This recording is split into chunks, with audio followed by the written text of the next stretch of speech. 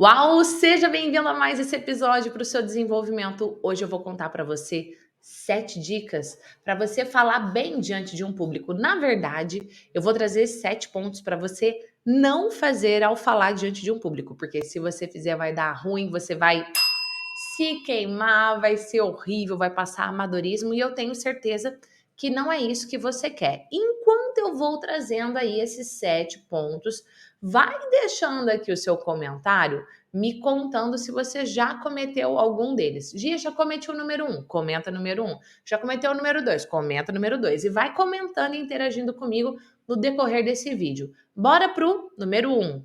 Mão no bolso. Falar com as mãos no bolso, ou com as mãos para trás, ou ficar retorcendo as suas mãos, ou ainda cruzar os braços. Quer saber? Tem mais, tem braço semi-cruzado, que é quando a pessoa fala desse jeitinho, igual eu tô aqui para você agora. Essas dicas que eu vou falar para você serve para uma reunião, para uma apresentação de um trabalho, TCC, uma pregação, uma palestra, para um vídeo, para uma live, serve em todos os contextos, corporativo, espiritual, não importa. Falar com as mãos nos bolsos, segurando as suas mãos, passa insegurança. Definitivamente você não vai querer passar essa imagem. Você precisa usar as suas mãos, usar os seus braços a seu favor. Inclusive, eu falo muito para os meus alunos não ter medo de fazer gesto aberto. Eu falo que é mostrar a suvaqueira. Óbvio, você não vai ficar fazendo gesto marcado o tempo todo, ainda mais aberto desse jeito.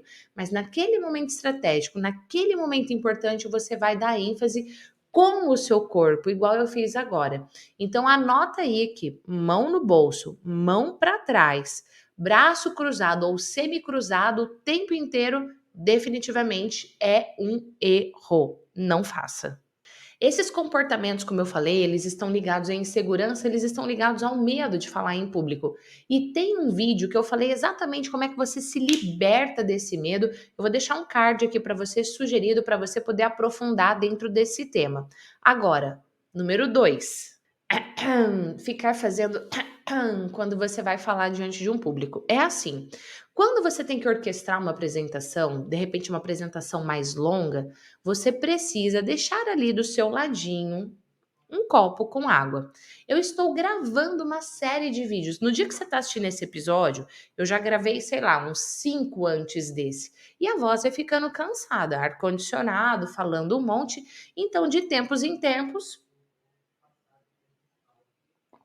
eu me hidrato. E você precisa fazer isso também ao falar em público. Vamos supor que você vai dar uma aula, você foi convidado para dar uma aula num lugar, para dar uma palestra. Orquestre a sua apresentação colocando pequenas pausas. De repente, sei lá, a galera vai fazer um exercício e você faz a pausa para tomar água.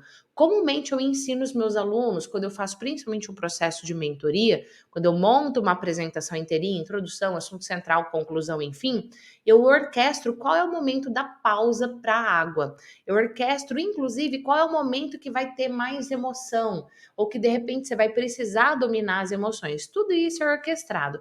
Mas coloca no seu radar que ficar fazendo ou ainda pior, a pessoa vai ficando com a boca seca, vai juntando aquela saliva, fica difícil de engolir, aí fica um som assim, ó, no microfone. Horrível. Pelo amor de Deus, não faça isso. Agora eu já vou pegar o gancho aqui do que eu falei de passar emoção e vou pro ponto número 3. Passar mais emoção do que o público está preparado é um erro. Então você sempre tem que analisar qual é o contexto que você vai falar, qual é o público que você vai falar, qual é o resultado que você vai falar e se para esse público, para esse contexto, para alcançar esse resultado, é importante você ter uma carga emocional muito grande. Eu vou contar um exemplo para você. Um tempo atrás eu estava palestrando num evento no Rio de Janeiro e quando eu montei toda a minha palestra, eu pensei, puxa, tá faltando uma dose de emoção. Porque para a galera fazer o que eu estava ensinando, que era como fazer lives no YouTube, no Instagram, enfim, muitas vezes, se você tiver só a razão envolvida, você não permanece na jornada. Você desanima, você para, você desiste. Precisa ter um motivo intrínseco muito forte. Precisa ter algo muito maior para você se manter firme na jornada. E ao montar a palestra, quando eu percebi que estava faltando essa dose emocional, eu me questionei, esse público, ele está preparado para isso? Está. Eu utilizar dessa forte carga emocional vai ajudar a alcançar o resultado da palestra? Vai. Então eu usei. O que foi que eu fiz? No meio da palestra, mais para conclusão, eu trouxe esse porquê, esse propósito forte que ajuda a pessoa a se manter firme na jornada. Só que quando eu fui falar, que já era algo muito forte, tá? Envolvia a perda de pessoas, porque eu contei a história de uma amiga que tinha falecido de Covid, eu contei a história do meu sobrinho, João Lucas, que ele tem síndrome de Down e autismo, ele ficou dias e dias internado na UTI por conta do Covid. Quando eu contei isso, eu não aguentei. Eu me emocionei. Só de falar agora já dá uma embargada na voz. E eu deixei a emoção vir. Eu deixei a emoção, sabe assim, vir naquela avalanche mesmo. Porque o público estava preparado para aquilo, preparado assim, ele sabia que ia acontecer aquilo? Não, mas estava, era, como é que eu vou dizer? Era estratégico para eles alcançarem o resultado de se permanecer firme na jornada, entende?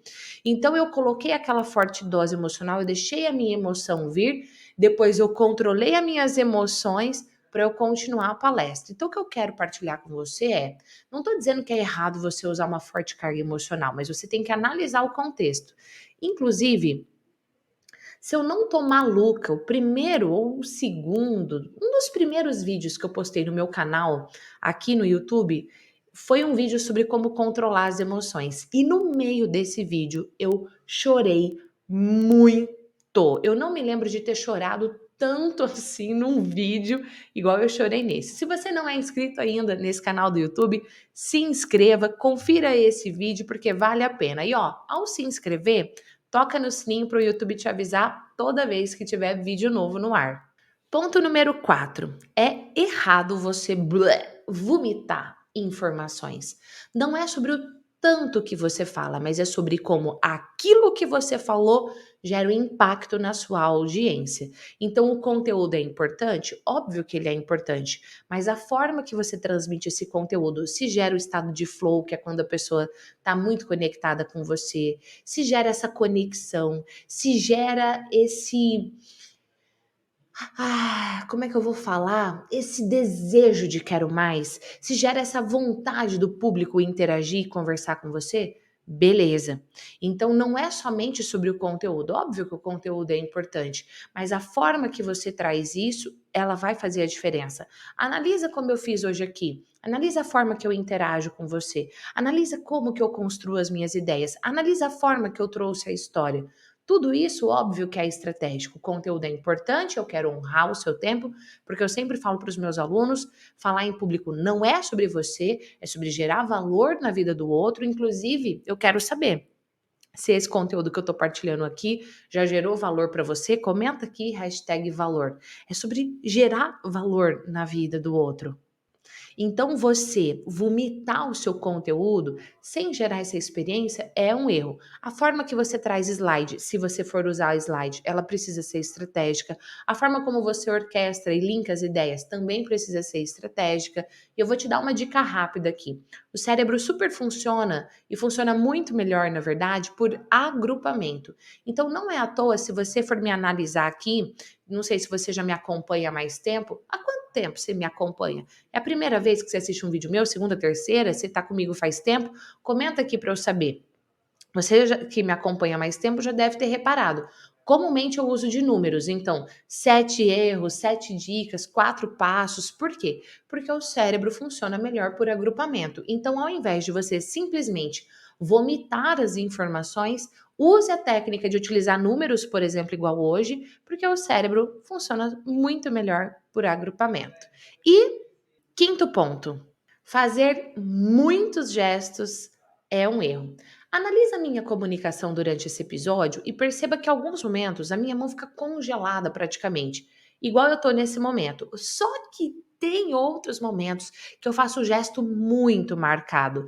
Então, falar em público é sim importante você fazer gestos? É importante.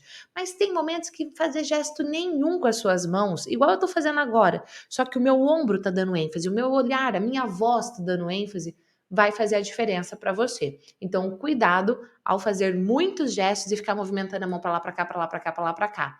Falando em movimentar a mão para lá, para cá, para lá, para lá, para lá, para cá, cuidado com o uso de acessórios. Nesse episódio aqui, olha só, eu tô usando 3 brincos, primeiro furo, segundo, um piercing, 3 anéis nessa mão, aliança e aparador de aliança nessa e mais nada.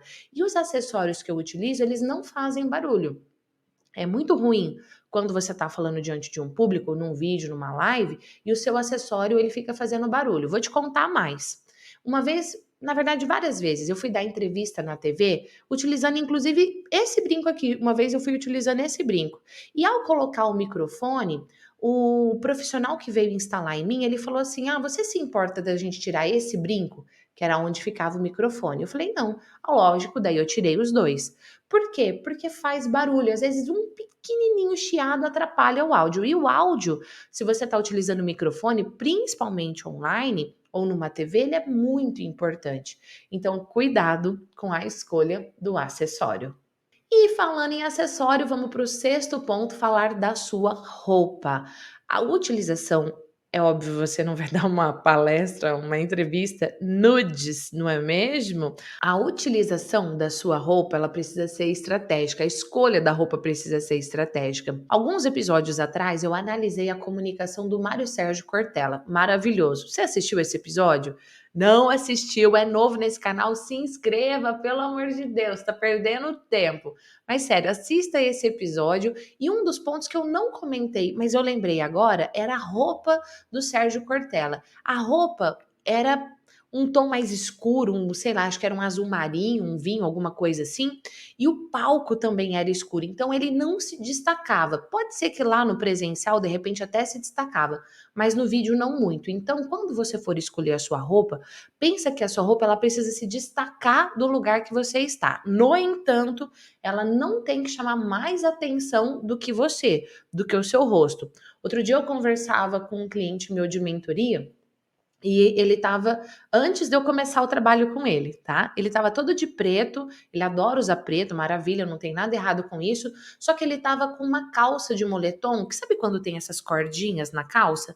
A cordinha era branca, então ele estava de camiseta preta, calça preta e aquelas duas cordinhas da calça de moletom pendurada, branca. Para onde que a gente olhava? Para onde a cordinha estava pendurada. E eu brinquei, perguntei para ele assim: quando você tá num palco, para onde você quer que o público te olhe? Ah, eu quero que olhe para mim. Mas qual parte do seu corpo? Ah, eu quero que olhe para o meu rosto. Eu falei: então, não dá para ter um look todo preto com duas cortinhas brancas penduradas bem na frente do seu, não é mesmo? Rapidamente ele amarrou a calça e escondeu a cordinha. Então, cuidado na escolha da sua roupa, ela precisa agregar na sua apresentação e não prejudicar. Outro detalhe aqui na escolha da roupa é, pensa que quando você vai falar em público, você gera muito calor, então você transpira demais. Cuidado para a roupa não ficar aquela marca de pizza, sabe? Escolha a cor também e o tecido pensando nisso.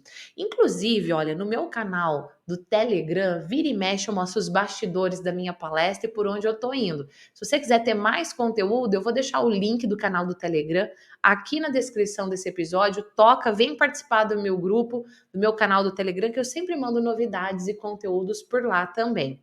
E também eu mostro no Instagram. Se você não me acompanha no Instagram, eu vou deixar o link aqui na descrição também para você. Sétimo ponto para você não cometer ao falar diante de um público é demonstrar insegurança. Insegurança vaza pelos poros. Quando você tem branco, quando você gagueja, quando você tem vícios de linguagem, vários comportamentos demonstram a sua insegurança. E eu super entendo que tem momentos que você pode se sentir mais inseguro. Agora, o que você tem que analisar é o que nesse contexto está gerando essa insegurança? Como que eu posso lidar com todas essas emoções? Tem um livro que eu escrevi que chama 7 erros que travam uma pessoa na hora de falar em público. Um deles é a insegurança. Vou deixar o link aqui também na descrição desse episódio para você poder fazer o download e continuar todo o seu desenvolvimento. Aplique essas dicas, arrase na sua comunicação. Sabe por quê? Porque falar em público não é sobre você, é sobre gerar valor na vida do outro. Só que quanto mais valor você gera na vida do outro, mais esse efeito uau retorna para você. Um beijo e eu te vejo no próximo episódio. Tchau!